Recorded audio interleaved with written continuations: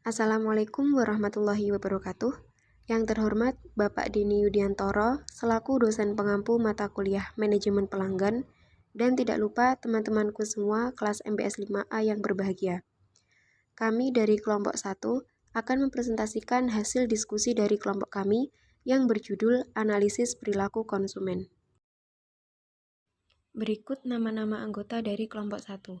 Nanda Aryaningsih dengan nomor NIM 001, Umi Mahmudah dengan nomor NIM 016, Meira Kuratu Aini dengan nomor NIM 018, Fadila Zulia Rahmawati dengan nomor NIM 034, Fatki Adi Abdillah dengan nomor NIM 037, dan Zarid Salfira dengan nomor NIM 038.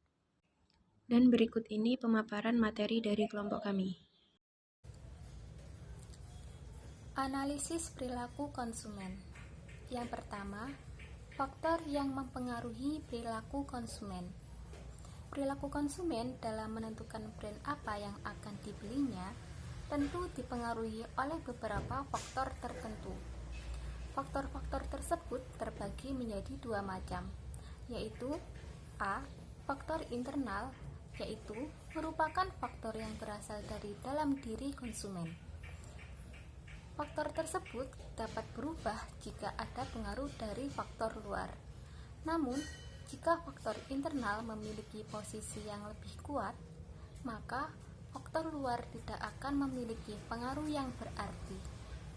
Faktor-faktor internal tersebut yaitu faktor pengalaman belajar dan memori pengalaman, faktor kepribadian dan konsep diri, serta faktor motivasi dan keterlibatan. Selanjutnya, B.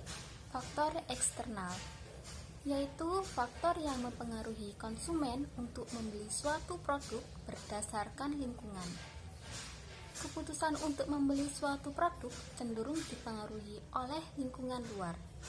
Faktor-faktor eksternal yang mempengaruhi perilaku konsumen yaitu faktor budaya, faktor sosial, faktor pemahaman, faktor ekonomi.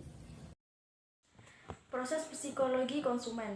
Psikologi konsumen merupakan hubungan antara penciptaan suatu produk dan peluang penggunaannya oleh individu dengan proses mental atau psikologis, yaitu meliputi pemahaman tentang proses psikologi dalam diri konsumen sebagai individu maupun kelompok.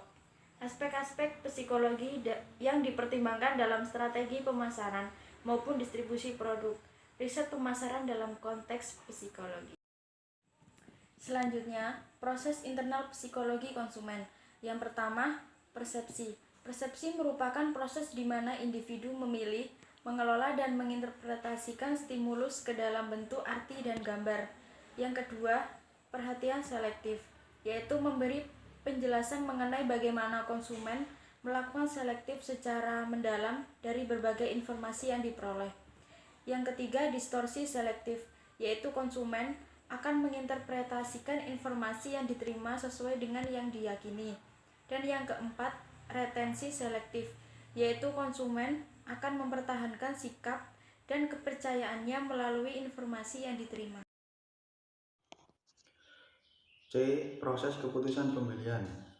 Menurut keputusan pembelian konsumen dapat dikelompokkan menjadi konsumen akhir individual yang terdiri dari individu dan rumah tangga yang tujuan pembeliannya adalah untuk memenuhi kebutuhan sendiri atau konsumsi. Sedangkan kelompok lain adalah konsumen organisasional yang terdiri dari organisasi, pemakai industri, pedagang, dan lembaga non-profit yang tujuan pembeliannya adalah untuk memperoleh laba atau untuk memenuhi kebutuhan dan kesejahteraan anggotanya. Dalam proses pembelian terdapat tipe proses pembelian, antara lain proses kompleks, decision making. Proses ini terjadi apabila keterlibatan kepentingan tinggi pada pengambilan keputusan yang terjadi. Dalam kasus seperti ini, konsumen secara aktif mencari informasi untuk mengevaluasi dan mempertimbangkan pilihan dengan menetapkan kriteria tertentu. Proses brand loyalty. Ketika pilihan berulang, konsumen belajar dari pengalaman masa lalu dan pembelian sesuatu yang memberikan kepuasan dengan sedikit atau tidak ada proses pertimbangan dalam pengambilan keputusan. Teori pengambilan keputusan konsumen. Yang pertama yaitu pengenalan masalah. Pada tahap ini, pemasar harus meneliti konsumen untuk menemukan jenis kebutuhan atau masalah apa yang akan muncul, apa yang memunculkan mereka, dan bagaimana dengan adanya masalah tersebut, konsumen termotivasi untuk memilih produk tertentu. Yang kedua yaitu pencarian informasi. Pencarian informasi merupakan tahap dalam proses pengambilan keputusan di mana konsumen telah tertarik untuk mencari lebih banyak informasi. Dalam hal ini, konsumen mungkin hanya akan meningkatkan perhatian dan aktif mencari informasi. Yang ketiga, evaluasi berbagai alternatif.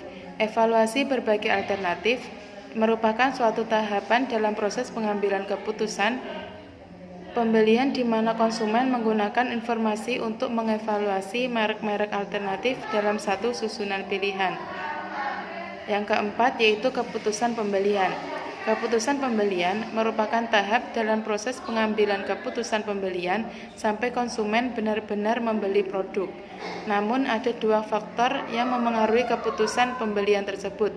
Yang pertama yaitu sikap orang lain dan yang kedua situasi yang tidak diharapkan. Yang terakhir yaitu perilaku pasca pembelian. Perilaku pasca pembelian merupakan tahap dalam proses pengambilan keputusan pembelian di mana konsumen mengambil tindakan lebih lanjut setelah membeli berdasarkan keputusan atau ketidakpuasan mereka yang mereka rasakan. Itu tadi presentasi dari kelompok kami. Kurang lebihnya kami mohon maaf yang sebesar-besarnya. Wassalamualaikum warahmatullahi wabarakatuh.